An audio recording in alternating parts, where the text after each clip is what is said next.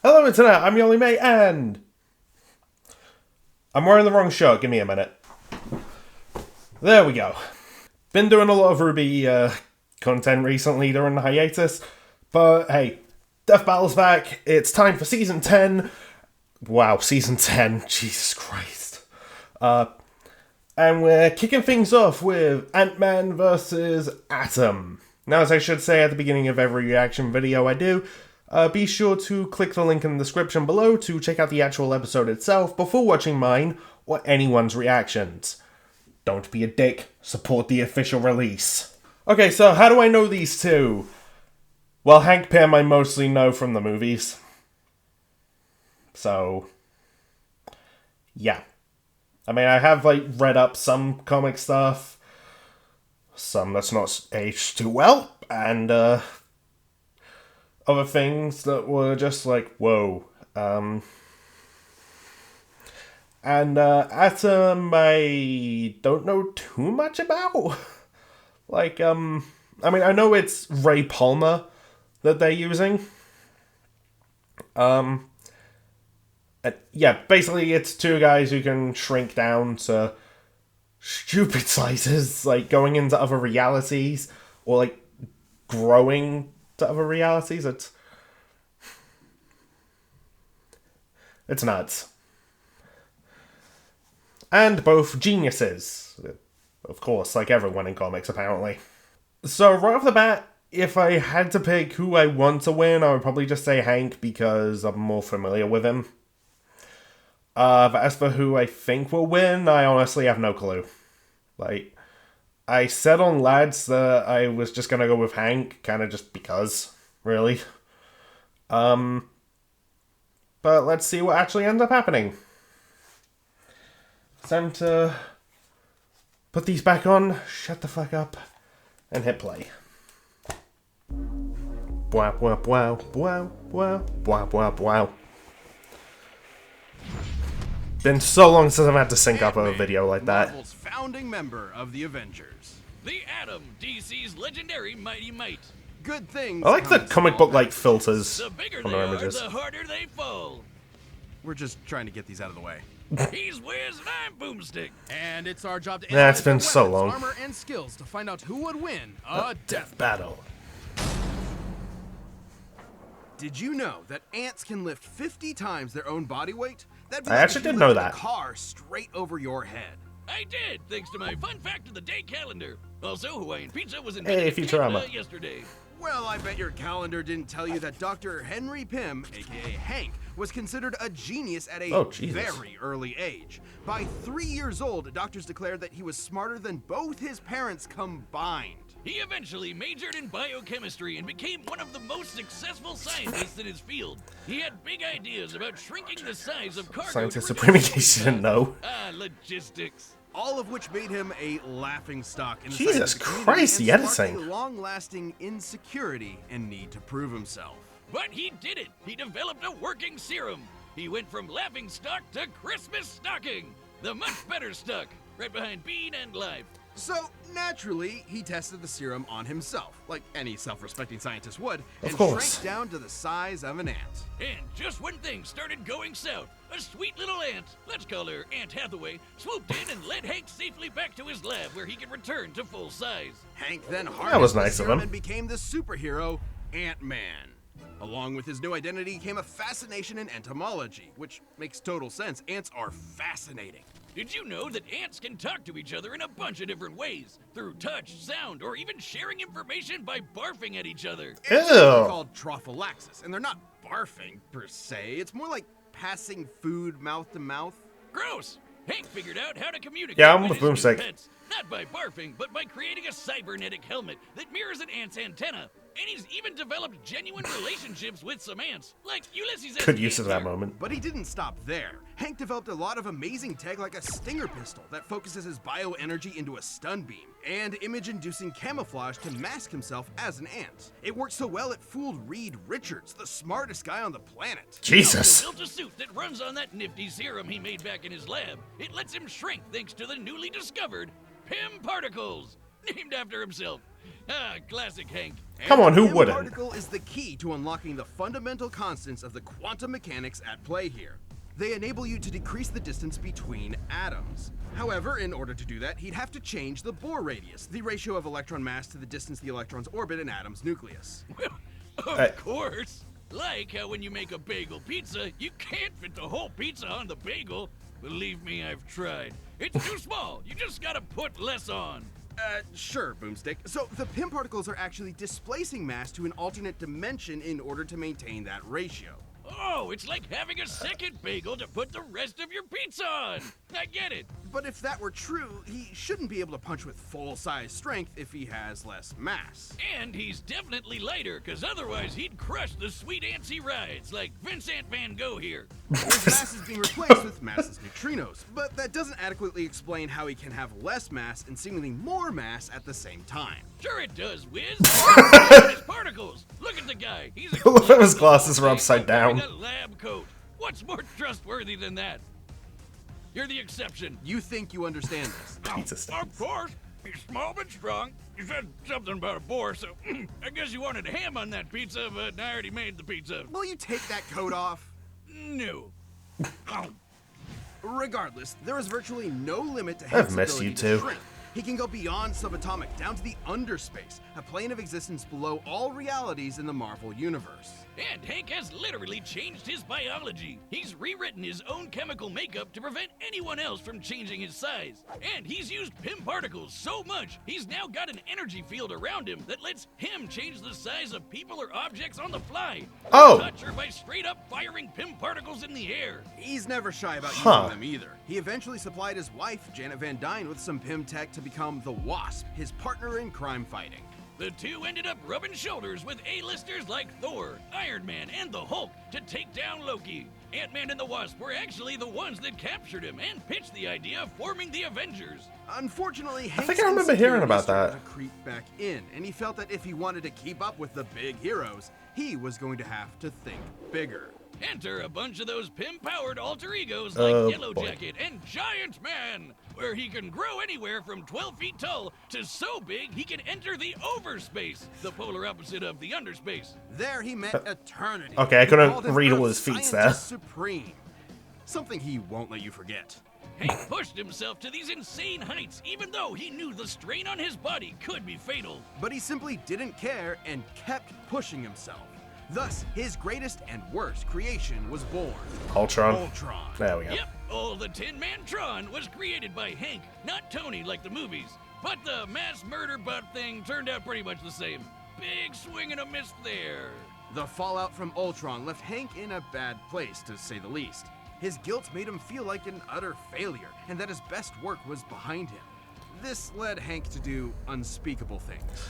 Oh boy. A real Oh yeah, that.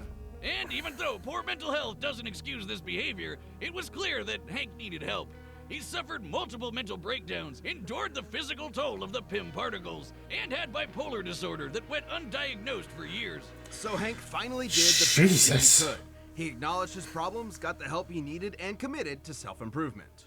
And with that help, Oh, Hank that's sweet. slowly started making things right. He rebuilt the West Coast Avengers, gave Scott Lang his blessing to become Hey. the second Ant-Man, and finally defeated Ultron. He created a backdoor Trojan infiltration code to defeat Ultron that was so advanced, it went on to replicate and evolve all on its own to create a new species made up of artificial intelligence. They don't call him the god of modern AI for Huh. nothing. Hank has showed over and over again that he's an integral part of the Marvel Universe. Not just by ways of his scientific contributions or victories in battle, but by proving that heroes come in all shapes and sizes. Nice. Ray Palmer was born your average human-sized person. Alright, now for the guy I know Grew up less in the about. Northeast, studied physics at Ivy University, and did everything Mama and Papa Palmer told him to do. What was that about Everything was pretty Aladdin's typical lamp for Ray I just until saw? One fateful night, when he took a walk to take his mind off a frustrating experiment and saw a meteor fall from the sky. He ran off to the crash and found himself a life-changing piece of a white dwarf star. And immediately As you started do. messing around with it. Who wouldn't? He discovered that he could I focus mean, ultraviolet yeah. rays through it and shrink inanimate objects. There was just one problem. When he shrunk things, they exploded. Every time. I do not see the problem. Sounds like he found a foolproof way of blowing stuff up. Case closed. Ray was determined to figure out how to shrink objects without blowing them up. But first, he went on a hike with his nature club. And as a fellow scientist, I have to question his priorities. But hey, it seems to work for him. I support it. Different hikes for different mics. Right? While in a cave, the ceiling suddenly collapsed, trapping everyone Good visual inside. gag. After searching high and low for another exit, Ray found a small opening and had an idea. He could try to shrink himself down and get help, even if it meant he might explode before he got the chance. But he That's didn't explode. a whole new level of confidence, I guess. Perplexed, Ray determined there must have been something special about him that made him uniquely immune to the explosive fate. Something super scientifically convenient that we never get any more information on. So he got to work and created himself a suit to harness the power of the white dwarf star and became the Atom.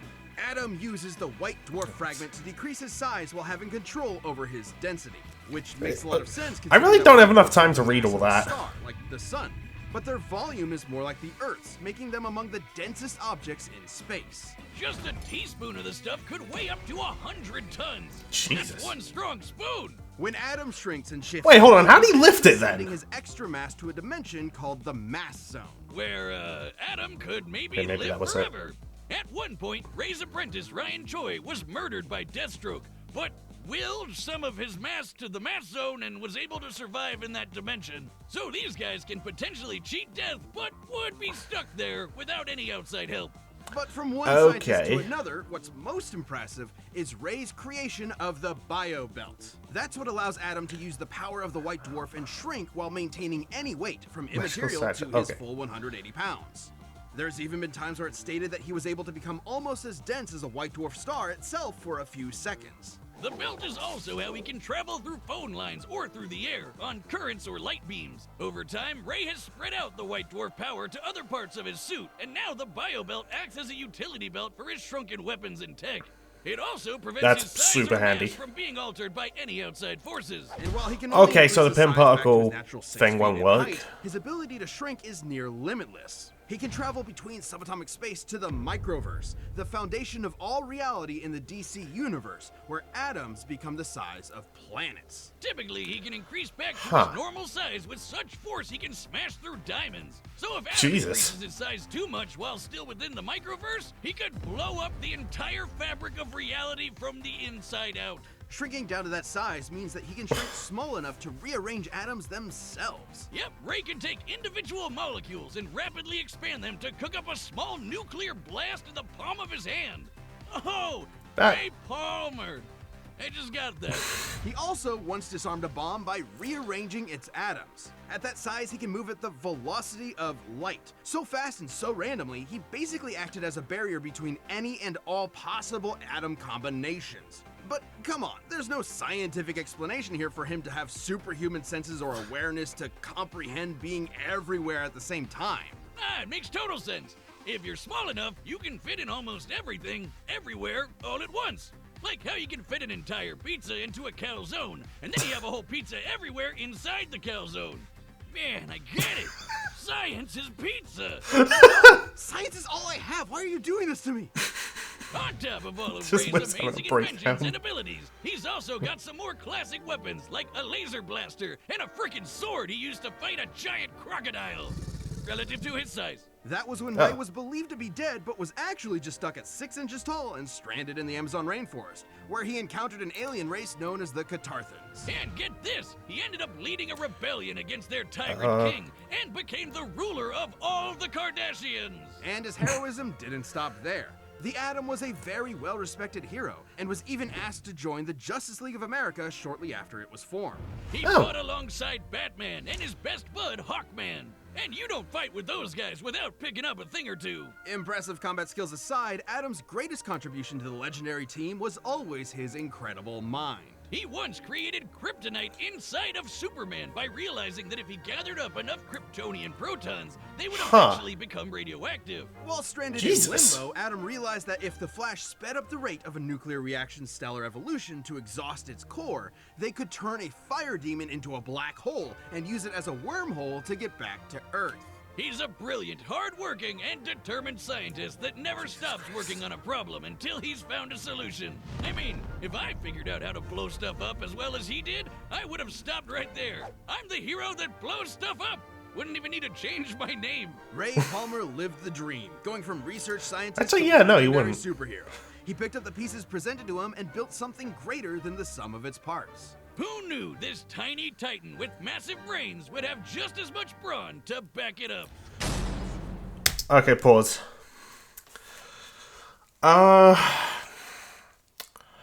Okay, so I'm conflicted. Based on everything that they've said, I'm starting to think Atom wins. Because they went on about like, how much he can like destroy and like blow up. But I don't remember that being mentioned with Hank unless it was in the sidebar and I didn't get to read it that bit because yeah, it cut away too quick. So I don't know.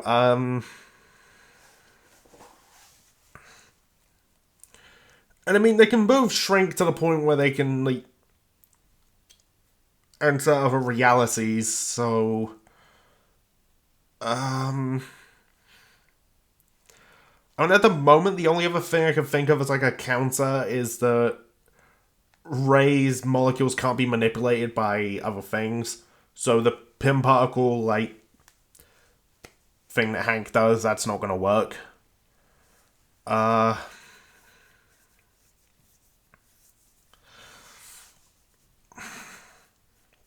So unless I'm missing something, I'm gonna go with Atom, I guess. But, hey, if Hank wins, then the person I'm more familiar with wins, so, like, win-win. Yeah, I'm gonna go with Ray Palmer. Let's see what happens. And play. Alright, the combatants are set, and we've run the data through all Possibilities. possibilities. It's time for a death battle! We must have forgot that I had to sync that bit up. You should pick on someone your own size, relatively speaking. How did you do this? It's laced with a particle I've never seen before. They're called Pym particles. I love how they're using the same I'm the car. Hank Pym, scientist supreme. You should have knocked.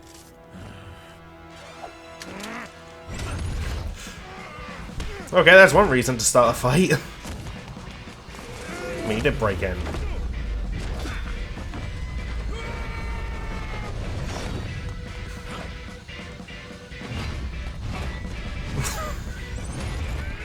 You're using pieces of a white dwarf star? That's cute. Everything we needed already existed. You just needed to be smart enough to put the pieces together. Okay, so Scientist Supreme? Hank's already figured that out. Okay, I'm glad they used that gag. Did you know that at any given moment, there are about 2.5 million ants under your feet? I mean, that makes sense, but why are you bringing that up right now?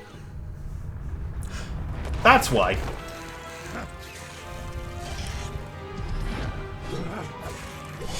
No, Antonio! Anthony, no! Sorry. Took you long enough. Well, that was just rude. Okay, let's try this.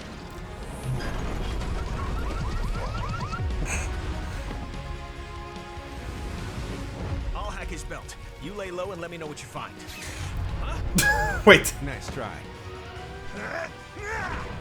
I missed what that ant said.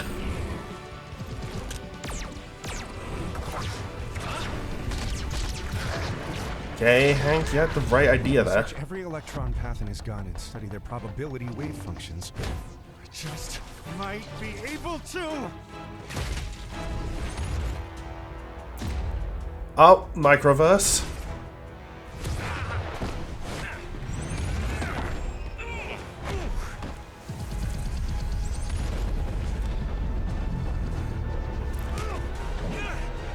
Okay, so they're both just gonna like grow big and punch for this? He must be reaching his limit. If we don't get out of here quick, he's gonna destroy all of reality. Now, my pets! You have your tricks and your tools, but I created something beyond the limits of human existence. I operate on a scale you can't even... They're building this up to have Ray turn it around, aren't they?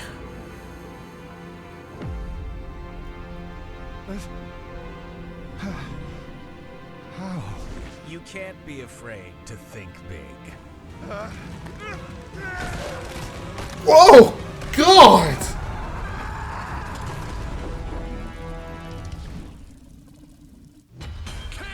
Jesus Christ! Had many answers to each other's abilities and arsenals. Both were able to store various weapons at a shrunken state. Both were Oh, they're not trained in the judo, different and both colors were anymore. I opposites like about that. Each other's ability to shrink at will.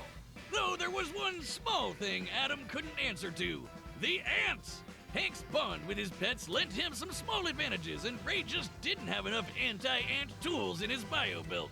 But in Adam's defense, the fact that he could punch with a fist packed with all of his mass meant that a close-up fight, while small, would leave Hank with few options since he can only punch with his normal human strength. Even still, all Ant-Man would need to do is keep his dissed ants with the help of his insect confidants and devise another plan of ant attack. Something Hank has no shortage of. Well, the For freaking instance, ant Ant-Man bugs. could alter Adam's size thanks to the Pym particle field he generates. Hank would just need to stall long enough to remove or disable Adam's biobelt, and he's had no trouble hacking enemy tech in the past. But even with the bio belt Alright. busted, it wouldn't stop Adam's ability to shrink since the white dwarf power is contained throughout his suit. Destroying the belt only meant that Ant-Man could alter Adam's size. Whereas Hank has Oh, literally that's what that his was. ability to prevent outside size alteration. And while Adam's abilities are definitely impressive, they are limited, and Ant-Man simply aren't, at least by comparison. Hank could always match Ray's size or just take the fight to the overspace where he would have the edge, both physically and mentally. The overspace can mess with Okay. the human mind, but we've seen that Hank can handle it. But if the Scientist Supreme is really so smart, why didn't he just immediately go up Adam's butt and blow him up from the inside? Oh my god, they're What's wrong referencing with you, that. Liz? Aren't you a fellow man of science? This is the meanest thing you've ever done to me. Adam sized Aw. up Ant-Man, but in the Jesus, end, that he was image. the one who had to say, Uncle. The winner is Ant-Man.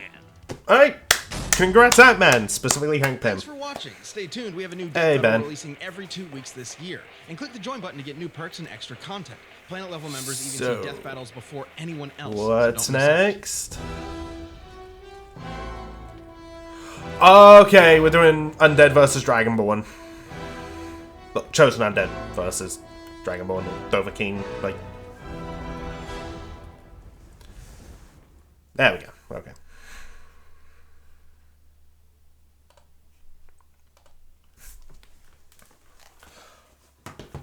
Alright, well, that was an episode. Okay, so yeah, I called the 5 wrong, but I don't feel that good about it because, like, hey, the character I'm more familiar with won, so... but also on, like, the lads podcast, Hank was who I went with, so... Technicalities, bitches! I don't know. But man, I just feel bad for Wiz this episode. Like, he's just trying to understand all this stuff. Boomstick just associates it to to pizza of all things, which respect. And it's just making it worse. And God, just by the end, like, God, poor Wiz. Well, to be fair, of all the stuff he's done to Boomstick, then yeah, makes sense. The end of the fight, I had to admit, like, just when the belt got destroyed, I was thinking, okay, so is that it? But then as it went on, I was thinking, this is building up to, like, a turnaround, isn't it? But apparently not. So, hey, I was surprised by that ending. Just in that aspect, and then in terms of, like, the actual kill, like, Jesus Christ! That's horrifying. I mean, I'm not surprised they referenced it. The whole idea of just, like, one of them going up the other's ass and just killing them that way. Like, man, with how much it was talked about, like, for Infinity War and Endgames, just like, yeah, why not at that point? Oh, so in, like, the results screen where it has, like, the plus, minus, and like, for advantages, and yeah, last season I really liked how, like, the plus, the minus, and whatnot were all different colors. It was, it looked nice aesthetically, but now they're just plain white, and it's just like, oh, it's a bit disappointing. And I do feel like the info, like, on the side, it disappears, like, quicker than I think I'm used to. Or, I don't know, maybe I'm just able to, like, read it faster in some episodes than others. But, yeah, I also gotta shout out the editing and the analysis. Like, holy crap. I think this was DJ Tiki. Let me just double check. Okay, yeah, it was Tiki. Like, damn. Like, for a first go around, editing these, like, holy shit, dude. Like, damn. But yeah, that was a fun episode. I liked it. A lot of stuff might have gone a bit over my head, but it was because of the whole, like, science thing, and I'm just like, what the fuck? Like, well, who knows? Maybe people got enjoyment out of that. I don't know. But hey, Death Battle's back. Season 10, and next time it's going to be the Chosen Undead versus the Dragonborn. I know even less about those two. Oh boy, we're starting this season off with me not knowing stuff. Though it doesn't feel all that different. Thank you for watching. Hope you enjoyed that. And I will see you next time. Here is my Tracer outro. Bye. Hello loves, Tracer here. You've just watched a video by your only mate. Subscribe, like, comment and check out his other stuff. Cheers loves!